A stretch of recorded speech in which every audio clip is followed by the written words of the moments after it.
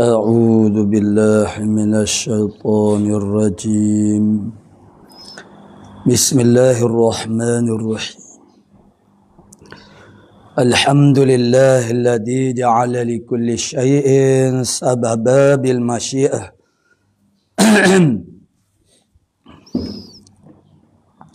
والصلاة والسلام على ترجمان ألوهيته ودليل وحدانيته سيدنا محمد المبعوث بباهر المعجزات لتأييد رسالته وتصديق هدايته وعلى آله وأصحابه وأتباعه أجمعين ولا حول ولا قوة إلا بالله العلي العظيم عدد كل حرف كتب ويكتب أبد الآبدين ودهر الداحرين اللهم فقهنا في الدين وعلمنا التأويل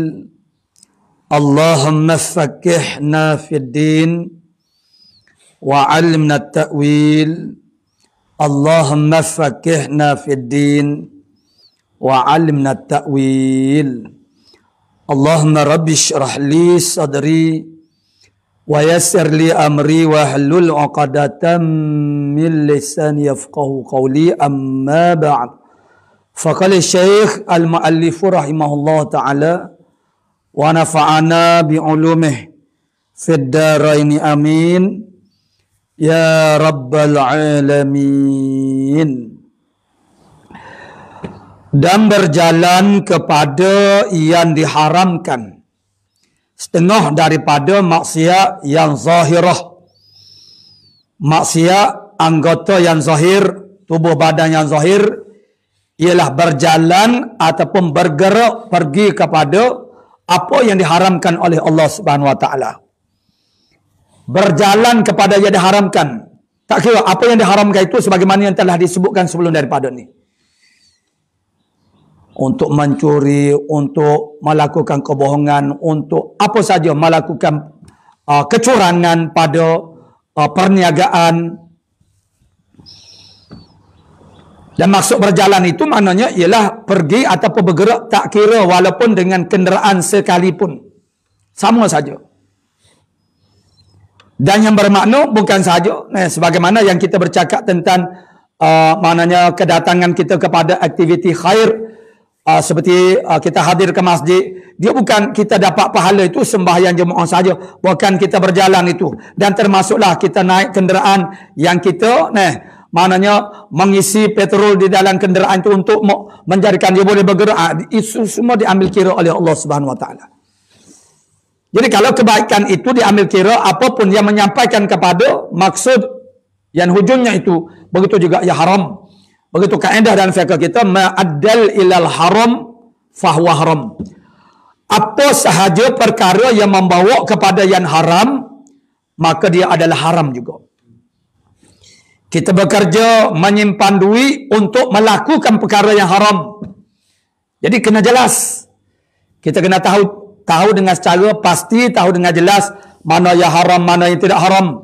Kenali maksiat-maksiat inilah yang disebut oleh mu'alif kita rahimahullah ta'ala. Walaupun kita ini adalah kita aqidatul tauhid, di akhirnya ini mu'alif kita rahimahullah ta'ala makna disebut tentang dosa-dosa yang batin dan juga yang zahir. Kerana apa? Kerana inilah dia punya natijah yang dimaukan itu ialah kita bertakwa kepada Allah Subhanahu Wa Taala, beriman dengan iman yang sahih, dengan akidah yang sadiqah, dan ini natijah dia. Jadi kalau kita tidak boleh menghindari diri kita, tidak boleh menahan diri kita, tidak boleh jaga diri kita daripada melakukan maksiat yang batin ke ataupun yang zahirnya, apa lagi? Mana lagi yang kita katakan kita beriman kepada Allah Taala? Karena nilai iman itu ialah as-sidqu. Dan iman itu sebagaimana yang kita sebutkan dahulu, makna wafussiral imanu bitasdiqi. Ditafsirkan akan iman itu ialah dengan tasdiq. Tasdik mana apa yang kita benarkan dengan hati kita. Kita membenarkan bahawasanya berbohong itu, berdosa itu adalah haram. Dan dengan sebab melakukan perkara yang haram itu, jawab dianya ialah neraka. Dalam kubur diazab, satu lubang daripada lubang neraka. Jadi maksudnya ialah mana iman kita. Dia contoh dia begini. Dia iman ini apa yang ada dalam hati kita. Pembuktiannya ialah dengan perbuatan yang nyata, itulah Islam. Perbuatan yang nyata itu adalah Islam. Wal Islam asyrahana bil amal. Islam itu engkau syarahkan dengan amal. Al-a'malu zahirah. Amalan yang zahir. Jadi kalau kita contohkan, kita buat misal, umpamanya, katakanlah seorang yang kita kata seorang tukang rumah yang begitu asyik, dia bekerja, bertukang dengan orang panggil membina rumah. Tiba-tiba datang seorang yang datang memberitahu kepadanya bahasanya rumahnya terbakar. Dia sedang asyik membina sebuah rumah. Dia seorang tukang rumah. Datang seorang laki-laki, mari bagi tahu kepada dia, dia kata, Pak Mak, rumah Pak Mak terbakar. Jadi Pak Mak tadi pun, setelah dinyatakan begitu, dia santai saja, natural saja, terus melakukan pekerjaannya. Lalu yang datang memberitakan hal itu bertanya kepada Pak Mak, kamu tidak percaya kepada saya apa yang saya sampaikan? Saya percaya. Habis macam mana kamu masih relax kalau percaya?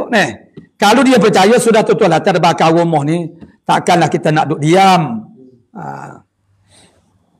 Semua rumah terbakar, sudah tentulah seseorang yang waras itu dia akan bertindak segera. Kamu percaya ke tidak? Ya, apa yang saya sampaikan? Saya percaya. Tapi dia masih lagi meneruskan. Betul ke dia percaya tu macam tu? Malaikat dia tu orang yang tak betul. Kalau dia orang yang betul, dia tidak akan tinggal diam, pasti dia akan bertindak dengan segera. Malaikat dia tu orang yang dah tak betul itu, nak buat macam mana? Kita beriman bahawasanya melakukan dosa, melakukan maksiat itu masuk neraka, di dalam kubur diazab. Ya kedua, kita percaya, kalau kita benar-benar percaya, kita akan menjauhinya. Kita percaya, kita yakin bahawasanya sembahyang itulah yang akan membawa kita ke syurga. Bercakap benar itu membawa kepada syurga. Dalam hadis Nabi menyatakan bahawasanya wa anna sidqa yahdi ilal bir. Sesungguhnya bercakap benar itu membawa kepada kebaikan. Wa annal birra yahdi ilal jannah. Dan sesungguhnya kebaikan itu, kebaikan-kebaikan, amal-amal kebajikan, amal-amal ketaatan, aktiviti khair itu akan membawa kepada syurga. Jadi kita percaya ke tidak? Kalau kita percaya, bercakap benar membawa kepada kebaikan-kebaikan. Maksud kita bercakap benar itu kita akan mendapat hidayah daripada Allah Ta'ala. Allah Ta'ala akan pimpin kita untuk melakukan perkara yang baik-baik saja. Dan perkara yang baik itu maklum jelas, maksudnya itu akan bawa kepada syurga. Jadi kita percaya ke tidak, kita beriman ke tidak dengan perkataan Nabi sallallahu alaihi wasallam yang kita kata amantu billah wa ma qala Allah, aku beriman kepada Allah dan apa yang difirmankan oleh Allah Ta'ala, wa amantu bir rasul wa ma qala rasul. Aku beriman kepada Rasul dan apa yang disabdakan oleh Rasul. Lalu ini adalah sabdaan Nabi sallallahu alaihi wasallam. Kita beriman ke tidak? Ya, kita mengaku kita ni beriman kepada Rasul dan apa yang disabdakan olehnya. Jadi kalau kita beriman kepada apa yang disabdakan oleh Rasul, bermakna sepatutnya kita berusaha untuk bersikap benar. Dan itu akan menjadi pelorong untuk kita melakukan kebaikan-kebaikan. Itu janji daripada Rasulullah SAW, ialah janji daripada Allah Subhanahu Wa Taala pada hakikatnya. Itu makna iman. Iman itu perlu dibuktikan. Pembuktian iman itu ialah melalui a'malul Islam. Amal-amal Islam. Islam itu apa yang zahir daripada segala tindakan kita. Dengan anggota-anggota yang zahir dan juga yang batin. Jadi, segala amal-amal Islam itu sudah pastinya dia adalah buah, makna thamarah, natijah daripada iman. Tengok pagi besok, Imam akan membaca surah Alif Lam Mim As-Sajdah. Rabbana absarna wa sami'na farji'na na'mal salihan inna muqinun. Tuhan, kami nampak dah. Gabriel, apa yang dijanjikan oleh Allah Ta'ala, yang diberitahu oleh para alim ulama, oleh para guru, oleh para ustaz. Dulu, kami tak peduli. Kami mengejek-ngejek. Itu khayal, kata khayal. Fantasi. Apa? Mana ada hidup akhirat ni? Tidak ada. Tapi apabila sampai di sana, Rabbana absarna. Wahai Tuhan kami melihat dah. Melihat apa? Azab yang dijanjikan oleh Allah Ta'ala itu benar berlaku. Kami melihat. Wasami'na, kami mendengar. Kalau tak ada bunyi, tak sedap lah. Kena kata, kena bakar. Api itu ngauman dia lebih daripada ngauman harimau lagi. Api kalau besar cuba. Boleh jadi, kalau kita pernah berada di tempat kejadian kebakaran yang besar-besar. Dia ada bunyi. Api itu. Tak usahkan api besar sangat, api kecil pun mana kita mahu takut kita dengar. Jadi kalau tidak ada bunyi tak sedap. Ditumbuk, dipukul, tidak ada audio. Seperti cerita-cerita yang zaman dahulu, tidak ada audionya. Ada bunyinya, wa sami'na, kami dengar. Habis itu, kenapa kamu nyatakan kepadaku begini? Kata Allah. Farji'na Tuhan, tolonglah hantar semula kami ke dunia. Kenapa pula kamu nak kembali kepada dunia? Tidak terpuas lagi ke hidup dunia. Bukan na'mal salihan. Kami nak buat amal soleh dah, ya Allah. Kenapa pula nak buat amal soleh dulu? Kamu mengejek-ngejek, mempermain-mainkan, memperolok-olokkan orang mengajak kamu kepada amal soleh. Oh, sekarang kamu dah sini, maknanya kamu nak kembali ke dunia, nak buat amal soleh. Inna muqinun. Sesungguhnya Tuhan, kami sudah yakin sekarang. Buat apa nak yakin sekarang? Siapa pun akan yakin di sini, di akhirat kelak. Dia tengok dengan mata lendir sendiri, mendengar dengan telinga dan rasa sendiri. Takkan nak kata fantasi, takkan nak kata khayalan. Kalau dah dikenakan azab itu, yang begitu sangat pedih, sangat memerikan, sangat sakit, siapa pun tidak akan kata ini khayal ni, ini fantasi dah. Tak ada dah masa tu. Atas dunia tak apalah kita katakan azab dalam kubur. Begitu dikatakan ini fantasi, ini khayalan. Apalah kamu ni khayal, dia kata. Jadi apa yang menyebabkan mereka itu nak beramal soleh? Inna muqinun. Sesungguhnya kami sudah yakin dah sekarang, ya Allah. Sekarang kami sudah yakin. Tu. Yakin itulah makna nilai iman. Jadi maknanya yakin di sana tak ada harga sedikit pun dari Allah Subhanahu Wa Taala. Tidak berharga sekeping rabuk, kata orang Kelantan. Tak ada nilai sedikit pun. 5 sen pun Allah Ta'ala tak mau bayar. Tapi kalau kita yakin di sini di dunia ini, فَلَا تَعْلَمُ نَفْسٌ مَا أُخْفِيَ لَهُم مِّن قُرَّةِ أَعْيُنٍ. Nikmat syurga yang tak dapat digambarkan. Itu yang Allah Ta'ala akan balas. Kita yakin di sini. Di sini Allah Ta'ala nak uji kita yakin ke tidak yakin. Jadi keyakinan ini akhirnya membawa kepada apa? Kalau benar-benar kita yakin dengan ketuhanan Allah Subhanahu Wa Taala, ke Rasulullah sallallahu alaihi wasallam, dan juga yaumul qiyamah, kalau kita yakin dengan sebenar-benar yakin ini, semuanya itu akan bawa kepada ini menjaga daripada segala ma'asil batin wa zahirah. Maksiat zahir ke, maksiat batin ke, itu dihindari, dijauhi. Sebab apa? Sebab ini membawa kepada balasan neraka Allah Ta'ala. Jadi sebab itulah mu'alif kita rahimahullah ta'ala di akhir-akhir kitab ini, mu'alif kitanya menyatakan tentang maksiat-maksiat batin dan maksiat-maksiat zahir. Karena di sinilah nak tes iman kita. Level iman kita tu setara mana. Jadi itu kesanggupan kita untuk mentaati perintah Allah Subhanahu Wa Taala. Dalam arti kata, apa saja perintah Allah Ta'ala kita sanggup dengan tidak berdalak-dalih untuk melaksanakannya. Ialah berasas daripada iman yang mantap, yang solid, yang padu, yang sebenar. Yang as-sadiq, yang benar. Bertitik tolak daripada al-aqidatus sadiqatu, akidah yang benar, dan i'tiqad yang sahih, yang sah. Maka inilah natijah dia. Jadi kita kena tahu apa yang dikatakan mungkar, apa yang dikatakan maksiat. Jadi kalau kita tidak tahu mana maksiat, mana mungkar itu, macam mana kita nak menjauhi daripadanya? Maka setengah daripada maksiat yang zahir itu ialah berjalan kepada apa yang diharamkan oleh Allah Ta'ala.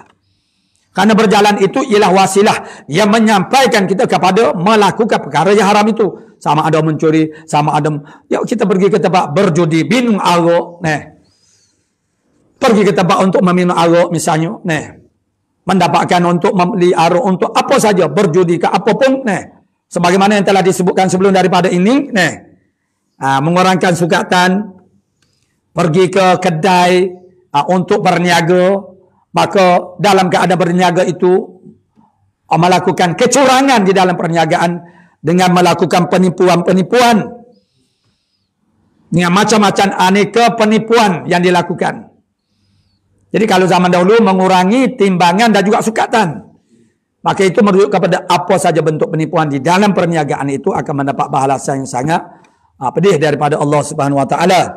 Jadi kita berjalan, samalah naik motor, naik kenderaan, berusaha memiliki wang untuk membeli petrol, untuk semua itu diambil kira oleh Allah Subhanahu Wa Taala. Karena semua itu ialah adda ilal haram, apa saja yang menunaikan, yang menyampaikan kepada yang haram, maka dia adalah haram juga. Itu kaedah, merupakan kaedah. Sebab itulah maknanya, dalam hal begini, secara prinsip yang dasarnya, kita mesti Allah panggil benten diri kita daripada maksiat.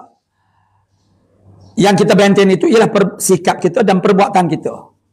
Jangan kita cari pasal. Jangan kita sengaja mendekati apa-apa asbab kepada maksiat.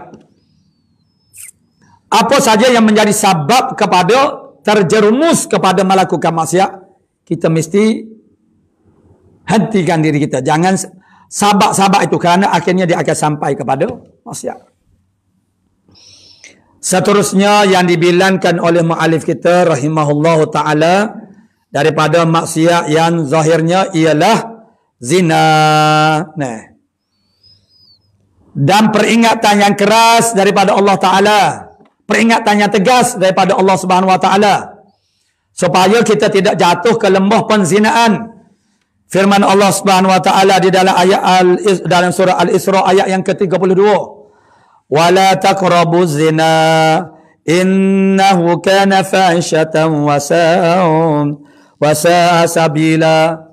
Wala taqrabuz zina, jangan kamu dekati akan zina.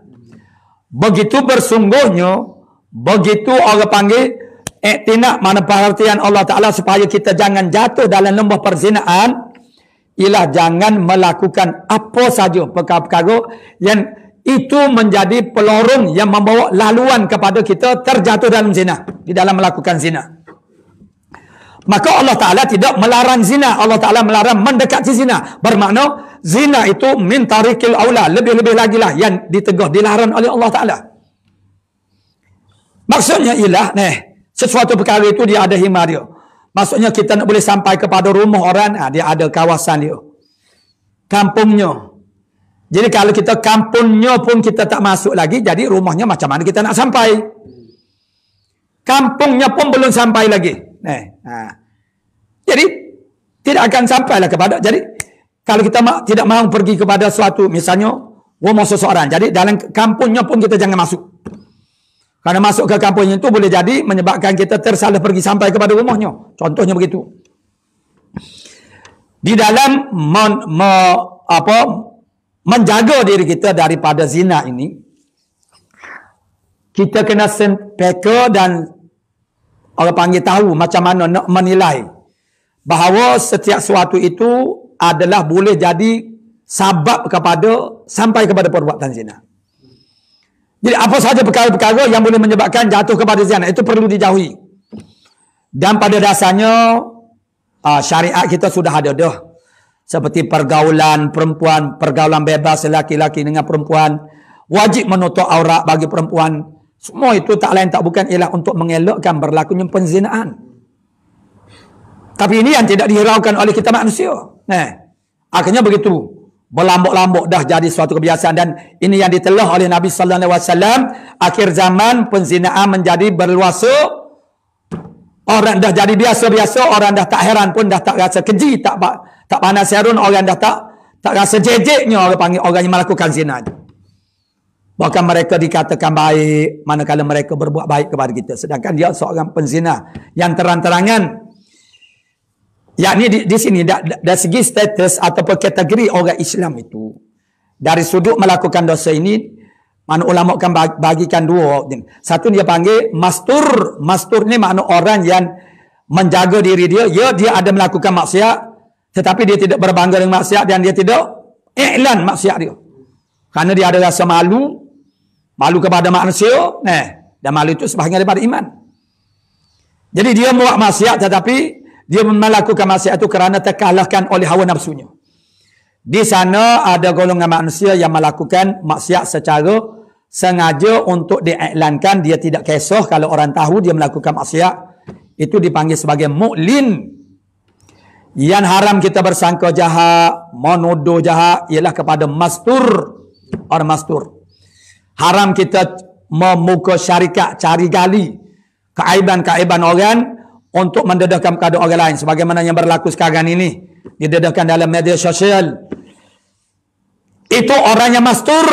Haram kita buat begitu kepada orang yang mastur. Orang yang mastur ni orang yang jaga diri dia daripada menzahirkan maksiat-maksiat. Dia orang yang ada mur'ah dipanggil. Mu'lin tu makna dia tak kisah. Dia melakukan maksiat secara zahir-zahir. Maka ini tidak termasuk dalam larangan bersangka jahat. Kerana memang mereka melakukan maksiat. Jadi maknanya, dalam hal zina ini, perlu kita ambil perhatian yang sangat-sangat tentang perintah Allah Ta'ala. Wala taqrabuz zina. Jangan kamu dekati zina. Dan Allah Ta'ala menyebut, innahu kana fahishah. Zina itu dia bukan sahaja dosa, bukan maksiat, bukan sahaja mungkar. Bahkan dia fahishah, perkara yang sangat keji. Wasa'a sabilan. Dan orang panggil jalan yang sangat buruk, yang sangat keji, yang sangat jejek. Itu zina.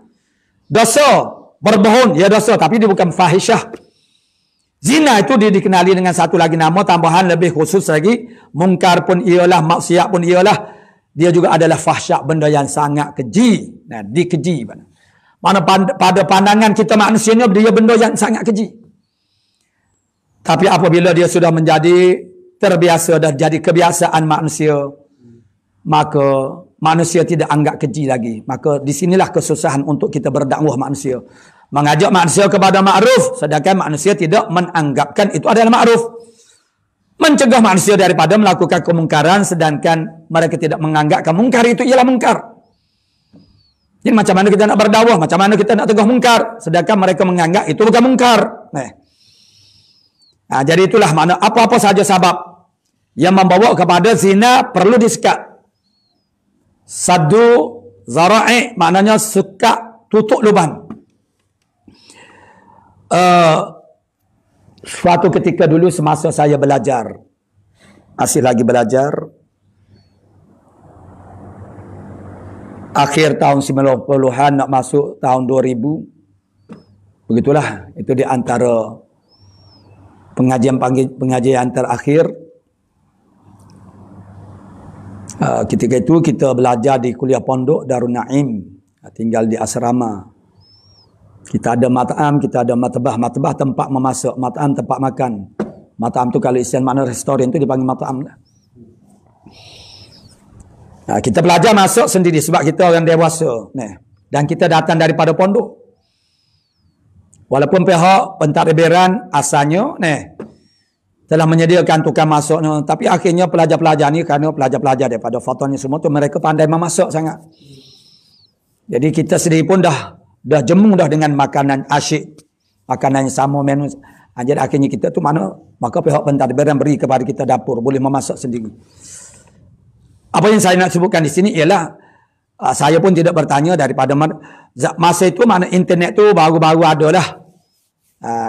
Dan telefon tangan pun hok besar. Telefon yang besar yang pegang ini boleh katok kepala orang. Jadi di daun pintu matbah tempat masak tu dia ada satu keratan akhbar daripada kawan-kawan kita lah. Itu sekitar tahun sebelum daripada 2000. Iaitu ada fatwa daripada ulama Syariah. Masa tu Syariah belum lagi bergolak. Kerana selepas daripada itu ada kawan-kawan kita ada Fatani yang belajar di Syariah di universiti. Di Syariah itu terpaksa ditutup universiti, datang ke tempat kita, sambung tempat kita. Jadi tulisan itu rencana akhbar, kita nak sebut begini. Biar kita nampak makna wala taqrabu zina tu macam mana. Jadi ini perbahasan di dalam ilmu usul fiqh. Kalau kita belajar ilmu usul fiqh, dia jadi mudah untuk kita memahami hukum hakam ini. Jadi dalam keadaan akhbar itu, ulama Syariah, sekumpulan ulama Syariah telah memfatwakan haram pemuda-pemudi ini berutus surat. Sudah tentulah surat mengorak cinta. Haram hukumnya. Bagi orang awam sudah tentu perkara ini adalah tidak wajar. Setakat berutus surat takkan haram. Takkan haram. Itu mereka tak faham. Ulama-ulama Syariah itu mengkaji dan melihat suasana di sana dulu. Mengapa berlaku penzinaan? Maka dikaji urutannya daripada mula berutus surat kemudian berjumpa. Tak lama kemudian daripada itu, apabila internet dah sebegitu dah jadi semakin rancak, dan kalau dahulu kalau masih ingat lagi, dia ada istilah chatting, berchatting dengan komputer. Belum lagi orang panggil SMS, ujuk, FB tidak ada lagi. Dulu caranya ialah berhubungan dengan komputer, dia panggil chatting, berbual. Jadi dalam suatu kenyataan, dalam rencana rencana akbar juga, ulama Syariah juga apabila dah timbul dah orang panggil kehidupan makna berchatting melalui komputer ini, lalu ada fatwa daripada mereka haram berchatting lelaki dan perempuan. Dalam arti kata berchatting mengorak-mengorak, itu haram hukumnya. Mengapa mereka berfatwa sebegini? Tak lain tak bukan ialah saddud zara'i, mana nak tutup lubang kepada apa? Penzinaan. Mengikut kajian mereka di negeri mereka. Sebab itu mereka mengeluarkan fatwa yang begitu. Orang awam boleh jadi terkejut. Takkanlah berchatting pun dah haram dah. Kalau kata bersentuhan tangan itu munasabah. Inilah maknanya daripada firman Allah Ta'ala, wala taqrabuz zina. Jangan kamu dekati zina. Dan zina ini dari segi ranking dia, daripada kalangan dosa besar. Tengok seperti ayat surah Al-Furqan ayat ke-68 sehingga 70. A'udzubillahi minasyaitonir rajim. Walladzina la yad'una ma'allahi ilahan akhar wa la yaqtuluna an-nafsa allati harramallahu illa bil haqq wa la yaznun. Tengok. Maknanya Allah Ta'ala menyatakan orang-orang yang tidak menyeru beribadat kepada yang selain daripada Allah Subhanahu Wa Ta'ala, menyekutukan Allah Ta'ala. Yang kedua, orang yang tidak membunuh nyawa diri orang itu dengan tidak sebenar. Melainkan dia bunuh itu dengan sebenar. Wala yazunun, dan tidak berzina. Maknanya nombor 3. Daripada ayat ni maknanya zina tu duduk pada nombor 3. Daripada al-kabair, daripada dosa-dosa besar, dia antara akbarul kabair. Sebesar-besar dosa besar. Dia antara hak besar-besar. Daripada dosa tu dia ada hak paling besar. Nombor 1 sekali asyirku billah lah. Kemudian qatlu nafs. Yang ketiganya ialah az-zina. Itu menunjukkan bahasanya zina itu makna suatu dosa yang sangat-sangat besar, dan dia termasuk di dalam hukuman hudud. Hukum hudud bermakna salah satu percaman pengenal pasti bahasanya sesuatu itu dosa besar ialah dia termasuk dalam hukuman hudud.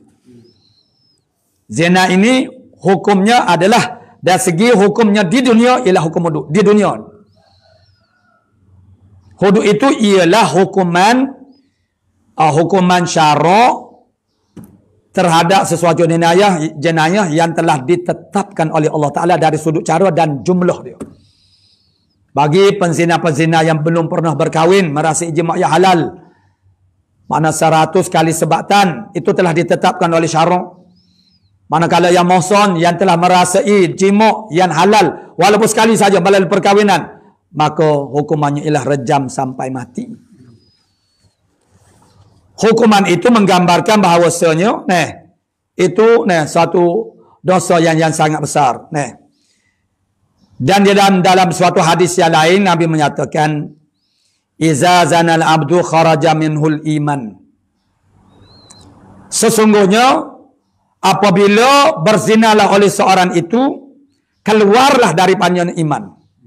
Tu. Ini munasabah dengan hadis yang lain. Nabi kata, la yazni az-zani hina yazni wa huwa mu'minun. Tidak berzina orang yang berzina ketika dia berzina itu sedangkan dia beriman. Maknanya kalau dia beriman masa itu dia tak jadi berzina. Sebab iman itu ialah tasdik, membenarkan bahawa Allah Ta'ala melihat, memantau, mana Allah Ta'ala khabir, al-alim, al-basir, al-sami', al-raqib. Orang beriman ini dia meyakini itu imannya tahap yang tertinggi, sifat ihsan. Akan membuahkan sifat ihsan itu ialah kesedaran tertinggi. Apa dia kesedaran? Kita beriman Allah Ta'ala wujud, Allah Ta'ala melihat, memantau, mengesan, mengawasi apa yang kita buat. Allah Ta'ala memerhati. Ar-Raqib, Allah Ta'ala perkenalkan dirinya. Ar-Raqib yang mengintai-intai. Jadi takkanlah Allah panggil, Allah Ta'ala sedang melihat. Kalau kita katakan begini, misalnya seorang bos majikan yang ada di situ dan pekerjanya nak curi tulan, nak buat, takkan tentu dia akan buat kerja dengan baik. Ataupun majikan tidak ada tapi ada CCTV, ada kamera, dia tahu, jadi dia tak akan buat benda-benda yang curang. Sekarang kita tahu ke tidak Allah Ta'ala sedang memerhatikan kita, sedang melihat kita, sedang mendengar kita, sedang mengintai-ngintai kita. Kalau orang beriman dia tahu begitu dan dia yakin. Kalau yakin begitu, takkanlah nak berzina di hadapan Allah Ta'ala. Maka walaupun dia berniat untuk berzina, tetapi ketika nak melakukannya, kalau dia beriman pada masa itu, dia tak jadi. Nak berzina, la yasriku as-sariku hina yasriku wa huwa mu'minun. Tidak mencuri oleh orang-orang yang mencuri ketika dia mencuri sedangkan dia beriman pada masa itu. Maksudnya kalau dia beriman semasa dia nak mencuri, dia tak jadi nak mencuri.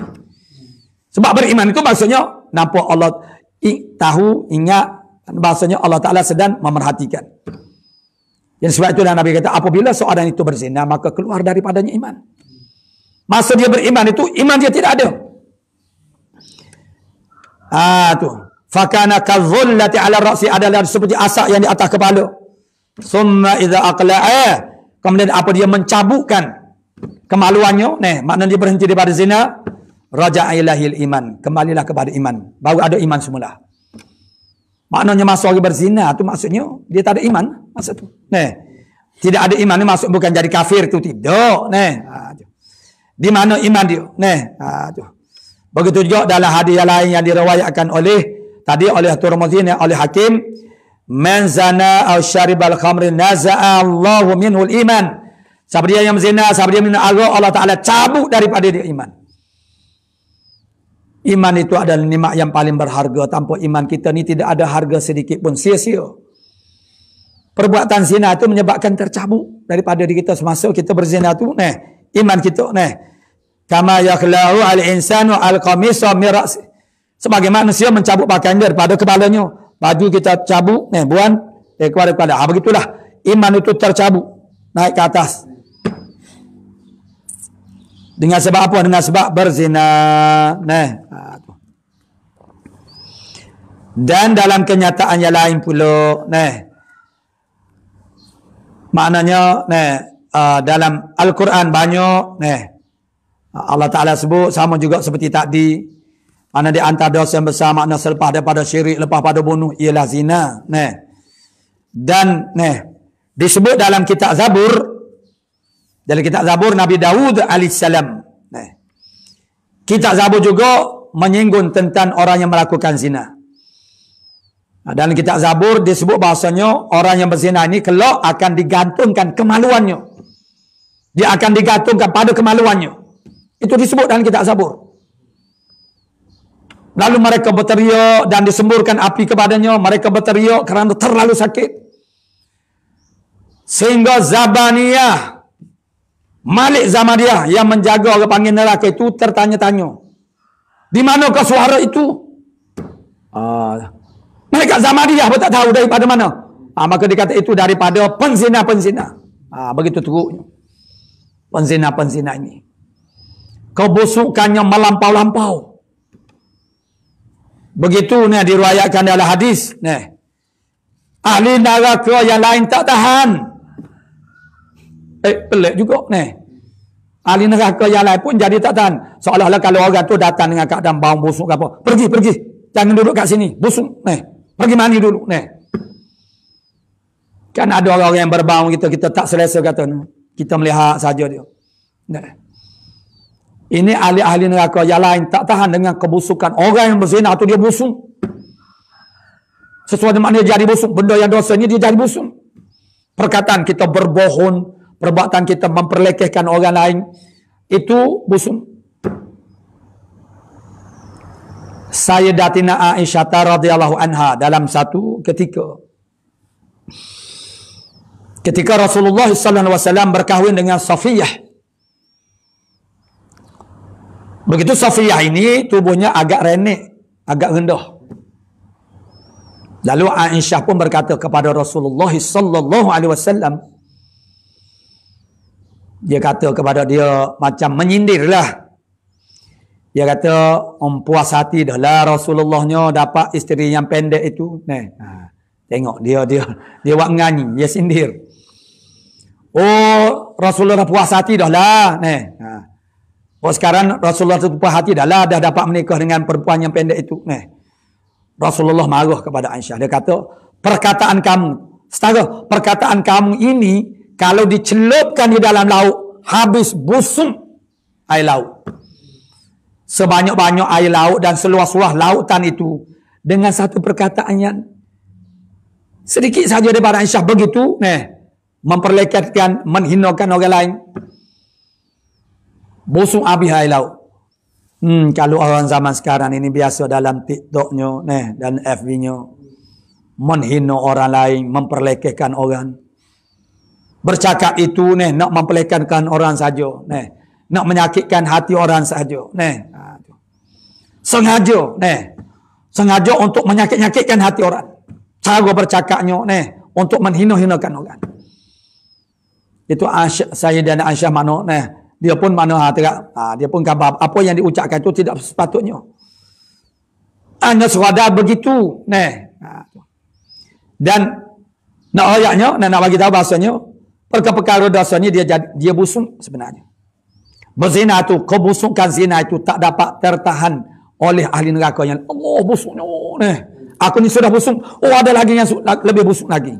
Tu.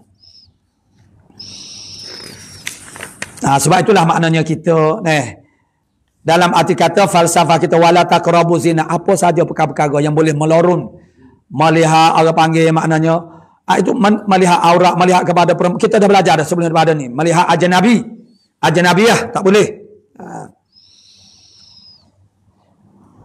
Begitu yang Nabi sebutkan di dalam riwayat yang diriwayatkan oleh Imam Ahmad, ma min dzambin ba'da syirki billahi a'zamu indallah min nutfatin wada'aha rajulun fil farjin la yahillu lah. Riwayat oleh Imam Ahmad. Tidak ada daripada suatu dosa selepas daripada syirik dengan Allah Ta'ala yang terlebih besar di sisi Allah Ta'ala, yaitu daripada air mani yang meletakkan akan air mani saat ini oleh seorang laki-laki di dalam faraj yang tidak halal baginya. Maksudnya zina. Jadi kalau dalam kenyataan hadis ini, maknanya Nabi sebut tak ada satu dosa yang paling besar selepas daripada dosa syirik kepada Allah Ta'ala, ialah seorang lelaki yang meletakkan air mani di dalam faraj orang perempuan yang tidak dihalalkan baginya. Dan kita kena ingat, dalam surah Yasin pun ada, dalam surah An-Nur misalnya, apa yang kita lakukan dengan anggota kita ini semuanya akan menjadi saksi. Mulut akan dikunci, faraj akan berkata-kata,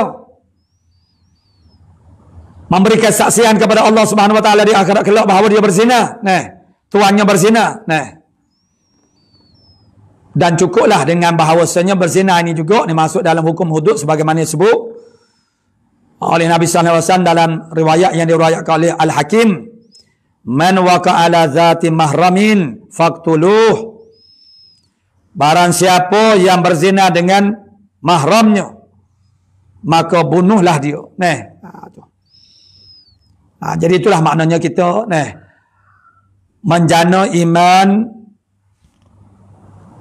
menyuburkan takwa Allah.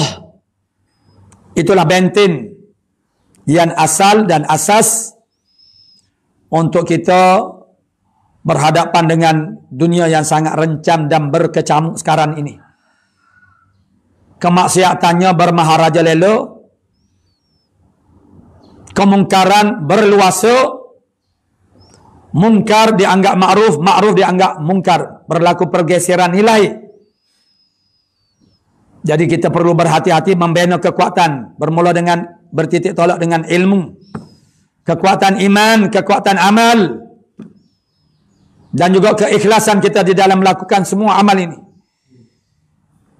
Lakukan, akrabkan, maknanya rapatkan hubungan kita dengan Allah Subhanahu wa taala. Berapak dengan Allah taala, berapak-rapak dengan Allah taala. Mendekatkan hubungan kita dengan Allah Subhanahu wa taala supaya kita dapat ismatullah, penjagaan, peliharaan daripada Allah taala. Yang mana seringkali kita berdoa dengan warid daripada Nabi sallallahu alaihi wasallam, la malja'a wala manja, wala manja wala malja illa ilaika. Tidak ada manja tempat kelepasan, wala malja tempat kaku berlindung ya Allah. Illa ilaika, malaikat kepadamu saja ya Allah. Sentiasa kita ingat, nyatakan kepada Allah Ta'ala dengan penuh tadarruk, ya Allah, zaman sekarang zamannya sangat teruk, penzinaan berlaku dengan sangat berluasa, segala perkara-perkara yang mendorong kepada berlakunya zina itu sangat kuat. Ya Allah, tolonglah aku. Aku hanya bergantung kepadamu sahaja ya Allah. Mengapa tidak aku bergantung kepadamu, sedangkan engkau menjadikan dirimu itu tempat aku bergantung, berserah kepadamu, dan engkau sendiri yang menamakan dirimu Al-Wakil, wa ni'mal wakil. Jadi maknanya kita buat hubungan yang sangat intim, yang sangat baik dengan Allah Subhanahu wa taala, minta pertolongan Allah taala. Kita tak mampu. Kita tidak mampu jaga diri kita daripada kemaksiatan, melainkan Allah taala yang menjaga kita. Seterusnya ialah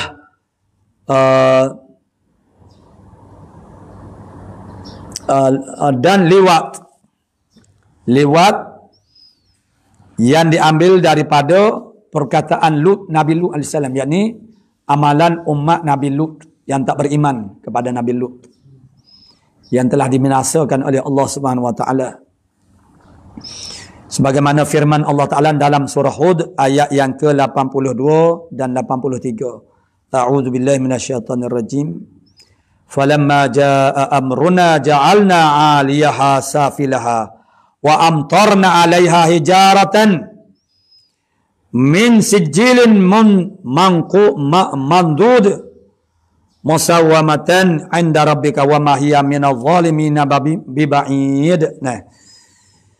Ketika sesaan daripada kami, yakni Allah Subhanahu wa taala telah datang, maka kami jadikan dia dari negeri kaum Nabi Lut itu yang di atasnya dibalikkan ke bawah, dan kami turunkan hujan sesaan ke atas. Allah Ta'ala balikkan rembah jadi laut mati sekarang, dan kami turunkan hujan seksa ke atas mereka itu yang berupa batu dan tanah yang terbakar. Batu, tanah yang jatuh daripada langit dan keadaan dia terbakar. Batu dan tanah yang besar-besar. Kalau batu kecil pun tak apa, kalau tanah kecil dia tak jadi, dia besar. Dalam keadaan mereka itu terbakar, jatuh, menuruni ke atas bumi kaum Nabi Lut dengan bertubi-tubi sebagai memberi tanda peringatan oleh Allah Ta'ala, dan negeri itu tiadalah jauh daripada orang-orang yang zalim. Tak jauh pun, di Jordan sananya, dan seberang sana itu ialah Israel.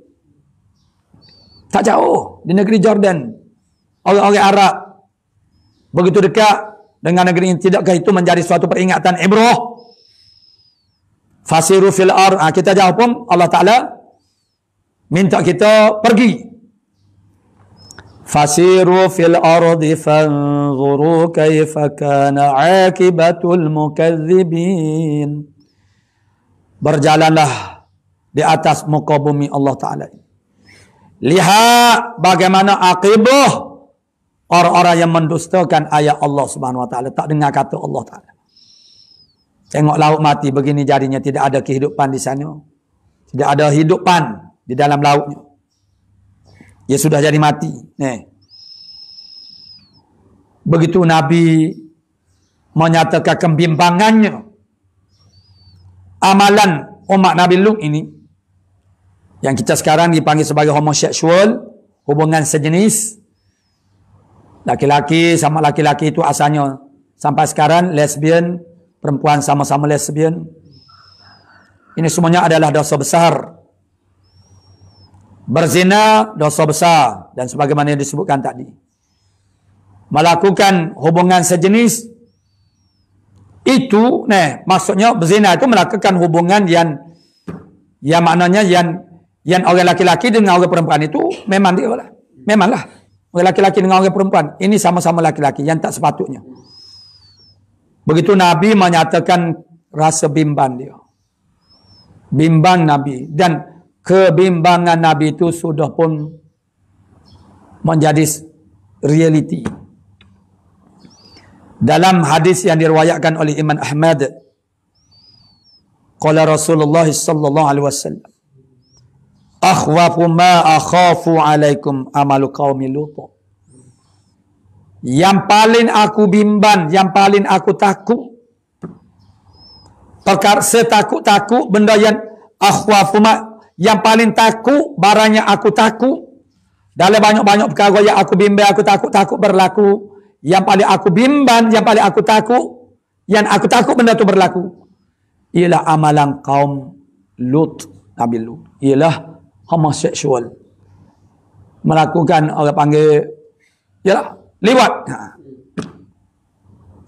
Jadi Nabi mengutuk sebanyak 3 kali dengan mengatakan, Nabi kutuk, kalau Nabi kutuk bermakna benda itu sangat-sangat keji.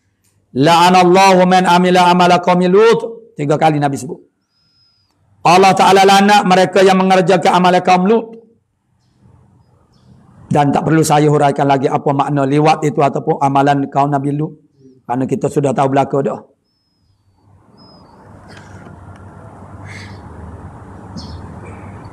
Dan di dalam riwayat yang diriwayatkan oleh Imam Ahmad juga, sabda Nabi sallallahu alaihi wasallam, "Man wajadtumuhu ya'mal amal qaumi Lut faqtul fa'ila wal maf'ula bih." Barang siapa yang mendapati daripada kamu mereka yang beramal, man wajadtumuhu, mereka yang kamu dapati akan dia melakukan amalan kaum Nabi Lut yang lewat ini, maka bunuh fa'il dan juga maf'ul. Itu hukuman dia. Hudud. Bunuh orang yang fa'il dan juga yang mengerjakannya dan yang dikerjakannya. Jadi dipanggil maf'ul. Allah Ta'ala sendiri mencela perbuatan itu dengan firman-Nya di dalam surah Asy-Syu'ara ayat yang ke-165. Ata'tuna dzukhrana minal alamin. Adakah patut? Itu. Wa tadharuna ma khalaqalakum rabbukum min azwajikum bal antum qaumun adun. Mengapakah kamu? Adakah patut maksud mengapakah kamu mendatangi jenis laki-laki antara manusia? Kamu orang laki-laki dan kamu meninggalkan isteri-istrimu yang dijadikan oleh Tuhanmu untukmu. Isteri kamu tinggalkan, bahkan kamu adalah orang-orang yang melampaui batas. Dalam ayat yang lain Allah Ta'ala menyatakan, wa najjaynahu minal qaryati allati kanat ta'malul khaba'ith innahum kanu qauma sawin fasiqin. Kami telah menyelamatkan Nabi Lut dari daerah penduduknya yang melakukan perbuatan yang buruk itu lewat. Sesungguhnya mereka itu adalah golongan yang jahat dan berdosa. Jadi itulah maknanya dosa lewat itu sehingga Allah Ta'ala maknanya tidak mau pandan lagi. Kejahatan mereka itu menyebabkan di akhirat kelak Allah Ta'ala tak peduli, la yubali. Tak mau pandan pun. Bercakap lebih-lebih lagi. Riwayat hadis oleh An-Nasa'i. La yanzurullah ila rajulin ata zakaran aw imra'atan fi dubriha. Allah Ta'ala tak pandan, Allah Ta'ala tak mau bercaruk. Bila Allah Ta'ala tak pandang, ya maksudnya lepas badan boleh nyol, boleh menyakit lah, boleh pedoh lah. Kepada seorang laki-laki yang mendatangi akan orang laki-laki ataupun akan orang perempuan pada duburnya. Walaupun orang panggil, dia panggil liwat jugalah. Lelaki mendatangi akan orang perempuan pada duburnya, itu pun liwat juga. Sama lah. Sama mendatangi orang laki-laki. Kalau orang laki-laki itu memanglah. Itu-itulah. Jadi, begitu marah Allah Ta'ala. Dan maknanya kemurkaan Allah Subhanahu Wa Ta'ala terhadap orang yang melakukan perbuatan-perbuatan zina dan liwat ini. Dan Allah Ta'ala dah tunjukkan akibat buruknya di atas dunia lagi. Tapi itulah kedegilan manusia.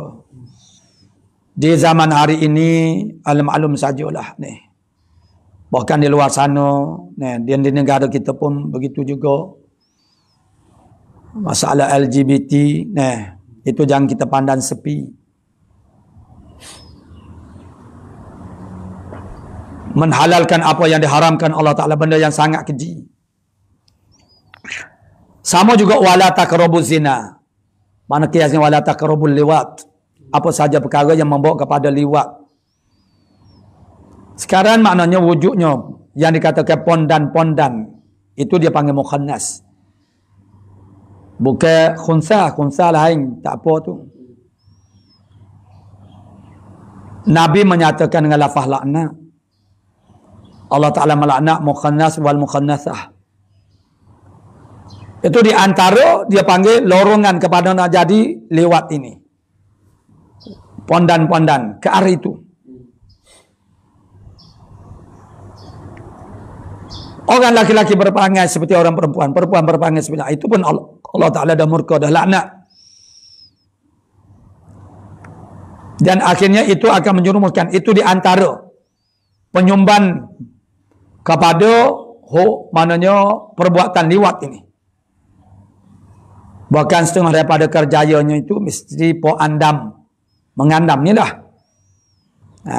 Kalau yang laki-laki itu pasti dia jadi pondan. Yang pondan itu syahwat dia orang laki-laki. Itu kita kena faham. Dia bukan orang perempuan.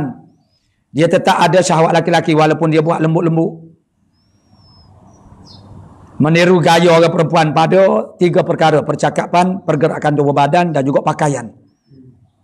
Itu Allah Ta'ala laknat kita. Menyerupai orang perempuan, orang laki-laki. Orang perempuan menyerupai orang laki-laki. Pada perkataannya, pada gaya gerak tubuh badannya dan juga pakaiannya. Itu dipanggil tasyabuh biqaumin. Dan akhir itu ialah di antara punca-punca yang sangat kuat. Jadi pondan saja pun sudah berdosa, haram. Dan itu di antara faktor kepada berlakunya liwat ini. Dan sebab itu sebelum daripada ini,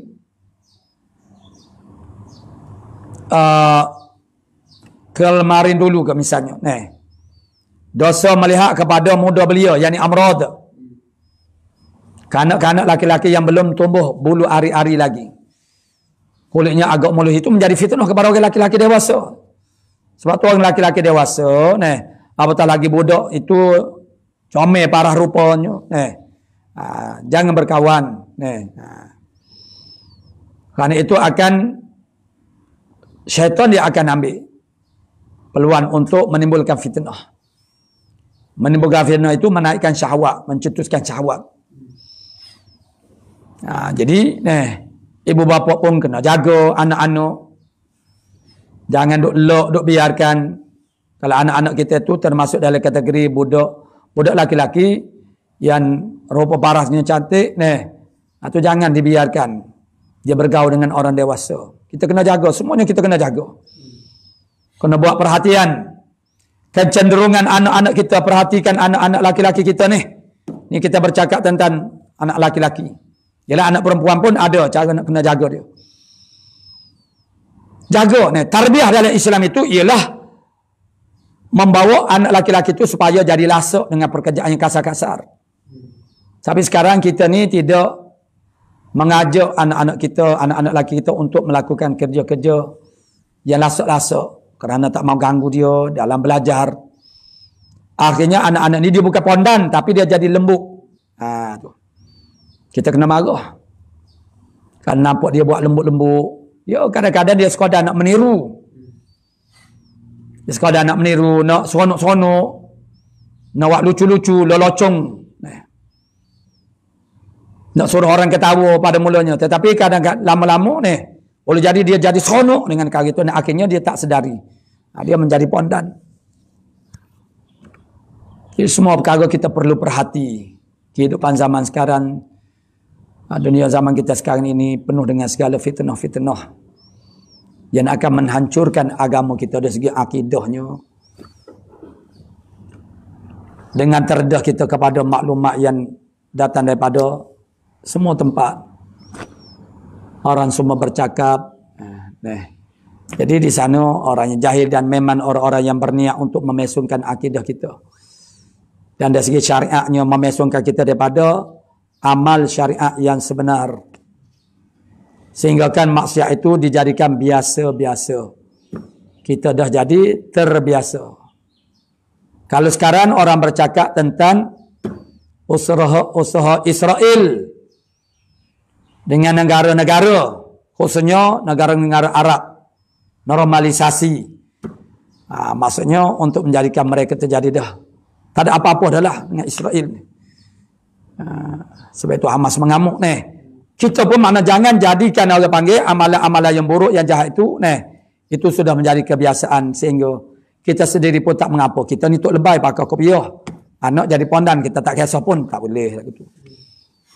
Kita kena jaga anak kita. Ku anfusakum wa ahlikum narah. Jagalah, peliharalah diri kamu dan anak-anak kamu, anak isteri kamu daripada api neraka Allah Subhanahu Wa Taala. Seterusnya apa lagi? Dan mengeluarkan mani dengan tangan lain daripada halilah. Ila akhir wallahu Subhanahu Wa Taala a'lamu bis-shawab. Insya-Allah saya akan jadikan 2 kali baca lagi lah. InsyaAllah kita akan sambung pada hari Rabu. Jadi minggu hadapan Rabu dan Khamis. Jadi Ahad, Isnin, Selasa tu kita ada masyarakat, ada urusan. Jadi insyaAllah kita bertemu semula pada hari Rabu dan juga Khamis. InsyaAllah kita nak selesaikan hari Khamis. Jadi kalau hari Khamis tu terlajak masuk, kita selesaikan. Itu atas kita je. Kita nak baca banyak, nak baca sikit. InsyaAllah kita, itu maknanya benda-benda ni yang kita duk lihat-lihat itu maknanya benda tu tidaklah perlu kepada huraian yang banyak. Tapi ini setengah daripada mu'taqadat, i'tiqad yang sebab daripada ni yang wajib kita i'tiqad. Dia panggil mengutik. Mengutik ni maknanya kalau dulu dia dalam tajuk-tajuk besar dalam bekah-bekah ni. Hak mengutik ni bertabur begitu, soalan begitulah. Ada lagi hak mengutik insya-Allah kita bertemu dengan izin Allah Subhanahu Wa Taala, kehendak Allah Taala. Mudah-mudahan Allah Ta'ala jadikan kita ni sihat walafiat, berikan kekuatan kepada kita semua untuk kita orang panggil dapat melakukan amal-amal Islam. Maknanya semua dari segi ibadat-ibadatnya dan juga tabarruat. Maksudnya ialah kita berusaha cari orang panggil lapangan-lapangan yang kita boleh memberi sumbangan kepada Islam. Kita tak boleh mengajar, kita belajar. Kita tak boleh mengajar, kita belajar. Tak apa, sampai mati pun tak mengapa. Dan kita pula boleh memberi sokongan dari segi keuangan supaya dapat dijayakan majlis-majlis ilmu. Tak kira di mana-mana, di masjid dan apa-apa saja. Kita beri sumbangan kita supaya untuk memastikan majlis-majlis ilmu yang bersemuka dan orang dapat diteruskan. Dan mudah-mudahan Allah Ta'ala beri kekuatan kepada kita. Kita tidak akan jadi fakir. apa dengan sebab kita bersedekah, berinfak fi sabilillah. Kita tidak akan jadi apa dengan mengerjakan umrah, haji, kerana habis banyak belanja tak akan jadi apa. Itu dijamin oleh Rasulullah sallallahu alaihi wasallam. Apapun amal Islam kita ini, yang melibatkan orang panggil dokongan dana dan juga ekonomi itu makna tak menjadikan kita apa, bahkan kita akan bertambah-tambah. Orang panggil kerana Allah Taala janji untuk menambahkan ila akhir wallahu subhanahu wa taala alam bisawab. A'udzu billahi minasyaitonir rajim. Bismillahirrahmanirrahim. Alhamdulillah rabbil alamin wassalatu wassalam ala asyrafil anbiya'i wal mursalin wa ala alihi washabbihi ajma'in. Allahumma taqabbal minna innaka antas samiul alim wa tub alaina ya maulana innaka antat tawwabur rahim.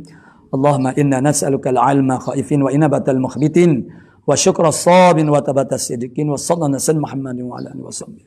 Walhamdulillah rabbil alamin.